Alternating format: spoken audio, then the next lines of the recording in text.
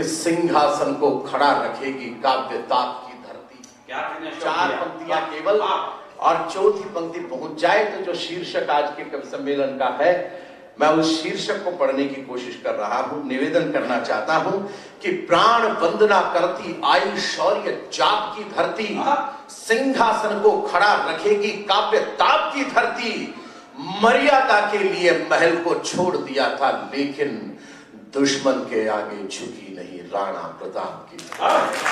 दुश्मन के आगे झुकी नहीं राणा प्रताप की धरती। हो सकता है कि आपकी तालियां थोड़ी और उठ जाएं। मैं जो पंक्तियां पढ़ना चाहता हूं मेवाड़ के संदर्भ में, मैं केवल महाराणा पर पढ़ दूंगा तो मुझे लगता है महाराणा को अच्छा नहीं लगेगा। मैं पूरे मेवाड़ पर पढ़ दूं तो उस हुतात्मा को और बेहतरीन लगेगा कि ये मेवाड़ जहां पन्ना ने चंदन का बलिदान दिया, ये मेवाड़ जहां मीना ने, ये मेवाड़ जहां पन्ना ने चंदन का बलिदान दिया, ये मेवाड़ जहां मीरा ने प्रतिपल गिरधर गान किया, ये मेवाड़ जहां सांगा ने 80 घाव स्वयं झेले, ये मेवाड़ जहां पर झाला मान मृत्यु के संग खेले, ये मेवाड़ जहां पद्मिनी जौहर की परिपाटी है, ये मेवाड़ जहां रक्त से रक्तिम हल्दी घाटी है, ये मेवाड़ जहां कभी केसरिया झंडा झुका नहीं, ये मेवाड़ जहां पर चेतक घायल होकर रुका नहीं, ये मेवाड़ जहां कुंठाला में वीरों के शीश चढ़े, ये मेवाड़ जहां दान में भामाशाह के हाथ बढ़े। अरे सूर्यवंशियों का सूरज है जिसकी होगी शाम नहीं, त्याग दिए महलों के वैभव लेकिन बना गुलाम नहीं। मैं उस चाहता हूं और निवेदन सिर्फ ये हुजूर कि अपने डॉलर की शक्ति पर चलता होगा अमेरिका, अपने आविष्कारों की शक्ति पर चलते होंगे जापान और जर्मनी, अपनी बंदूकों के नालों की शक्ति के आधार पर चलते होंगे ये ईरान, इराक और सीरिया, अपने घटिया उत्पादों की शक्ति के आधार पर चलता होगा ये चाइना, अपने आतंकवाद की शक्ति पर चलता होगा पाकिस्तान। पर दुनिया में अकेला मुल्क है आपका और मेरा भारत जो आज भी अपनी संस्कृति और संस्कार की शक्ति पर चल रहा है। नाम है मुझे, मैं इस देश का वासी हूं। कोरोना से हम लोग निकल करके आए हैं। चार पंक्तियां पढ़ना चाहता हूं। मैं निवेदन करना चाहता हूं कि देह की हवेली को बचा के चलते रहे तो प्राणवानों का ये परिवेश जीत जाएगा। चौथी पंक्ति में इस देश की प्रतिबद्धता अगर पढ़ दे आपका कलमकार तो फिर मुझे कहने की जरूरत नहीं पड़े गुलाबी शहर को कि तालियां जरा बजाइए। चौथी पंक्ति में आपके मन की बात कह दूं तो मुझे बताइएगा। माइक वाले भैया आप कहां पर हैं? इसे थोड़ा सा शार्प कर दीजिए, थोड़ा सा इको दे दीजिए अगर आपको आता हो तो,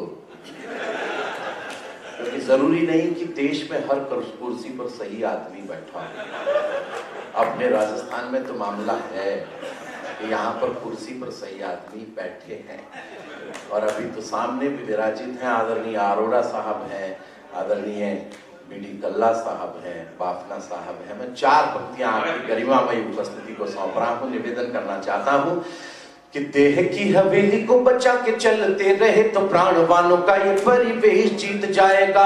विश्व बंधुत्व के तत्व का जो सत्व रखा गया, सर्वे भवन्तु का संदेश जीत जाएगा। सर्वे भवन्तु का संदेश जीत जाएगा। संस्कृति का दुशाला यदि संभाला गया तो वीरता के व्रत का ये वेश जीत जाएगा। तो हर युद्ध जीतने की आदत रही हमारी, इस बार भी हमारा देश जीत जाएगा। इस बार भी जरा दोनों हाथों पर उठाकर तालियों की गड़गड़ाहट करेंगे। मुझे लगे कि मैंने कर दिया। चार पंक्तियां और पढ़ता हूं। इस बार कहना पड़ेगा कि तालियां रोक लीजिए, इतना यकीन आप पर है मुझे कि हो सुगम किंतु श्रेष्ठता में निम्नतर हो तो प्रतिबद्ध पाव ऐसी राह छोड़ देते हैं।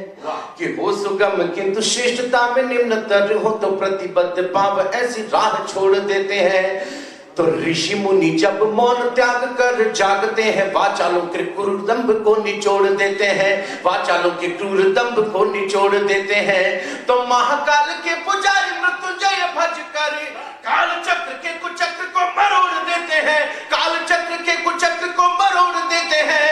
और हम हिंदुस्तान वाले अपनी पे आ जाएं तो महामारियों का भी घमंड तोड़ देते हैं। तालियां कम है, जरा आसमान में हाथ उठे, लगे कि मैं पढ़ रहा हूं। मैं प्रथम कवि के रूप में खड़ा हुआ हूं तो मुझे लगना चाहिए कि मैं प्रथम नहीं हूं, मैं वैसे भी प्रथम हूं। मैं निवेदन करना चाहता हूं, सिद्धू जी जब कपिल शर्मा शो में थे तब भी लोगों को हंसाने के काम आए, राजनीति में गए तब भी काम वही वाला किया। अगले आदमी ने धर्म नहीं छोड़ा। 4 पंक्तियां बहुत आनंद में सौंप रहा हूं मेरे बहुत आदरणीय संजय झाला जी, जिनके आदेश पर यहाँ उपस्थित हूँ। 4 पंक्तियां बहुत आनंद की सौंप रहा हूं। अगर पहुंच जाए तो मुझे बताइएगा, आप भूल जाइएगा कल्ला साहब यहाँ पर बैठे हैं। मैं 4 पंक्तियां बहुत आनंद की सौंप रहा हूं आपको आदरणीय सर। कि धरने के बहाने से किसे किसे धरना है, बहुत अच्छा, बहुत अच्छा। कि धरने के बहाने से किसे किसे धरना है, धरने वाला ये समझाने लग गया है। नेताओं का अभिनय देख कर अभिनेता अपनी कला पे शर्माने लग गया है। तो गुरु गुरु बोल करके शुरू हुआ तैयारी, अब राजनीति आजमाने लग गया है। ताली ठोकने वाले ने कैसी ताल ठोकी है कि खुद ठुक ठाक के ठिकाने लग गया है।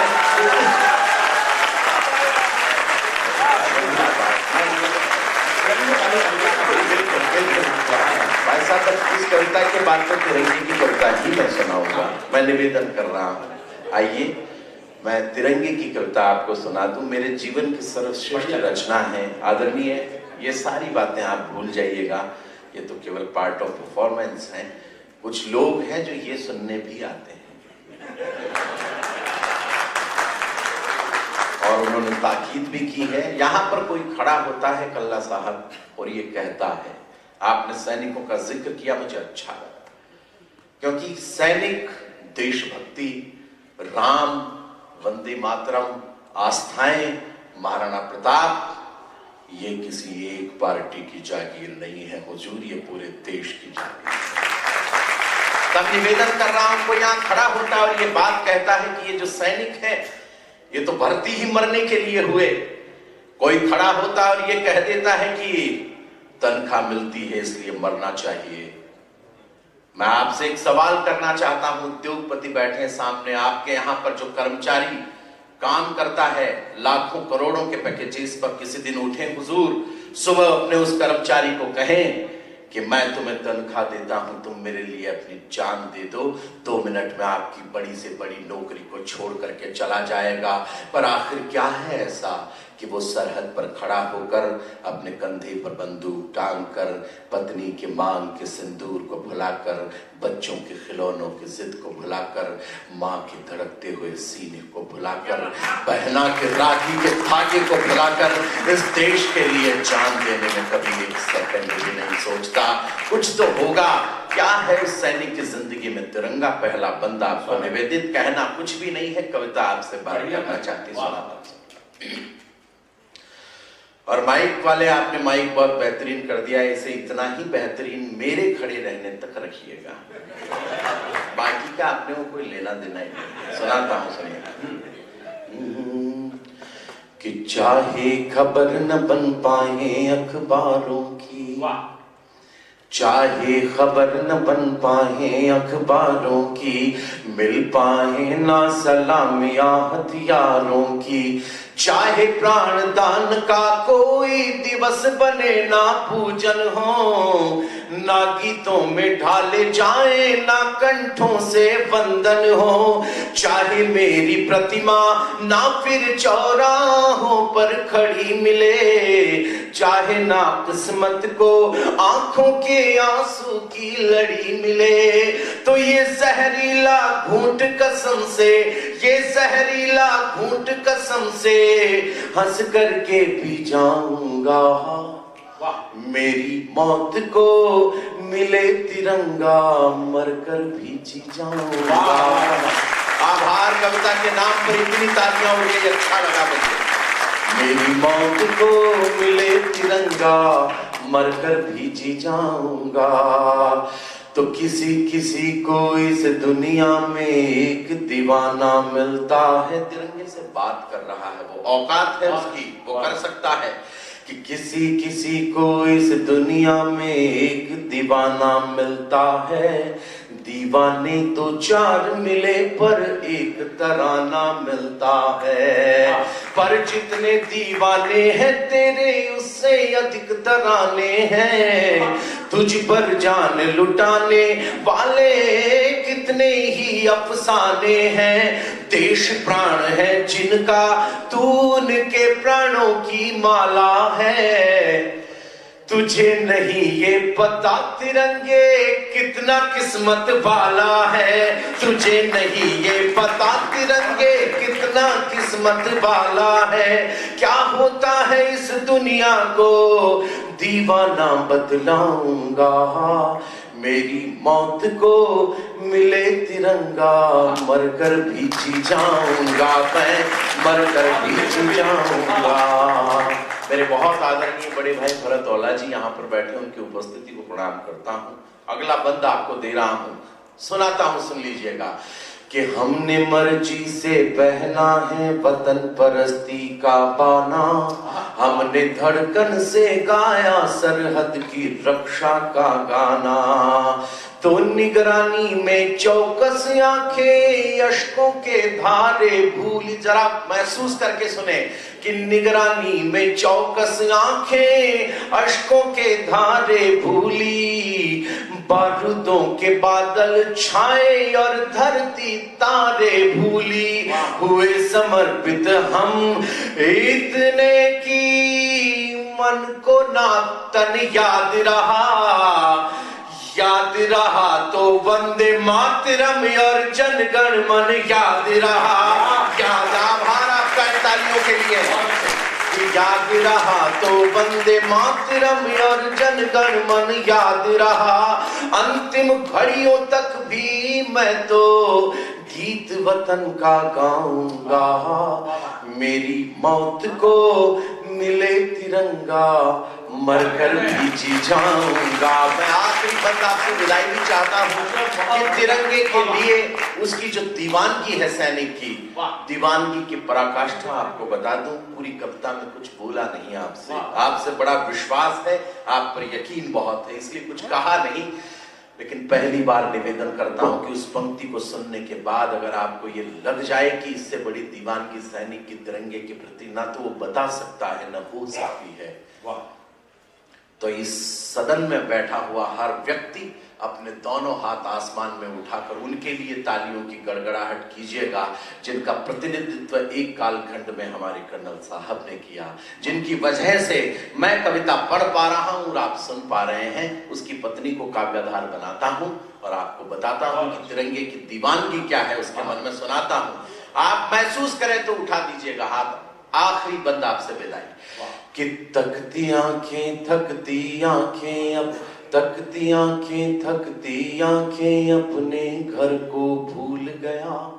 तकती आंखें पत्नी की और थकती आंखें माता पिता की। सुनाता हूं आपको, सुनिएगा कि तकती आंखें थकती आंखें, अपने घर को भूल गया, हाथों में बंदूक उठाकर अपने डर को भूल गया।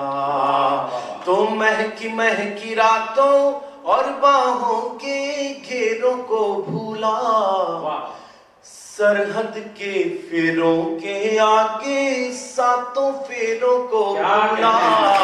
सरहद के पंक्ति आपने आशीर्वाद दिया, अच्छा लगा, लेकिन वो दो पंक्तियां जिनको सुनाने के लिए अशोक चारण मंच पर आप लोगों के सामने खड़ा है कि महकी रातों और बाहों के घेरों को भूला, सरहद के फेरों के आगे सातों फेरों को भूला, तो भागीरथ बन मैं लाया हूं। पत्नी, दो पंक्तियां केवल, क्या दीवानगी कि भागीरथ बन मैं लाया हूं, मेरे मन की गंगे को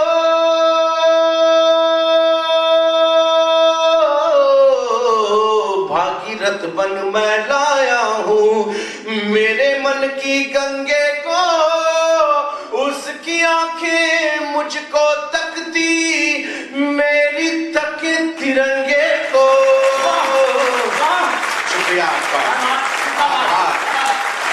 जरा दोनों हाथ ऊपर उठाकर उनके लिए तालियां बजाएंगे।